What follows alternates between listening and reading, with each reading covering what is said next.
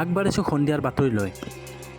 আদিত্য এল1 সৌৰ অভিযান কাউণ্টডাউন আৰম্ভ। ইছৰোৰ মুৰব্বীয়ে কয় যে উৎক্ষেপণৰ বাবে ৰকেট ছেটেলাইট ৰেডি। চন্দ্ৰত অৱতৰণৰ সফলতাৰ পিছত ভাৰতীয় মহাকাশ গৱেষণা সংস্থাটোৱে সূৰ্যৰ ওপৰত অধ্যয়ন কৰিবলৈ মহাকাশ আৰু অধিক গভীৰতালৈ এটা প্ৰভাৱ বিস্ফোৰণ কৰিবলৈ সাজু হৈছে। 2 ছেপ্টেম্বৰত উৎক্ষেপণৰ বাবে নিৰ্ধাৰিত আদিত্য এল1 হিন্দী ভাষাত আদিত্য সূৰ্যৰ নাম হৈছে সূৰ্যৰ ওপৰত অধ্যয়ন কৰা প্ৰথমটো ভাৰতীয় মহাকাশ অভিযান।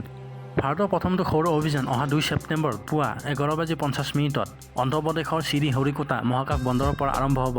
সূৰ্য অধ্যয়ন কৰা প্ৰথমটো মহাকাশ ভিত্তিক ভাৰতীয় মানৱ নিৰীক্ষণ কেন্দ্ৰ PSLV-C57 আদিত্য এল1 মিছনৰ উৎক্ষেপণৰ আখৰা সম্পূৰ্ণ হৈছে বুধবাৰে শ্ৰীহৰিকোটাত।